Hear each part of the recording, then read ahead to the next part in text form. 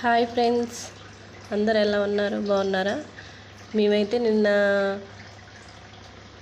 June 2వ తారీఖు మేమైతే బాపట్ల బీచ్కి అయితే వెళ్ళడం జరిగింది.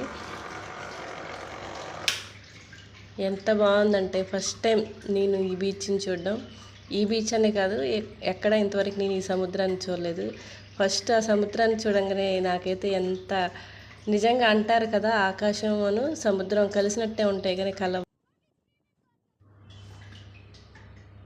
అలా అనిపించింది నాకు. చాలా బాగుంది, చాలా బాగుంది.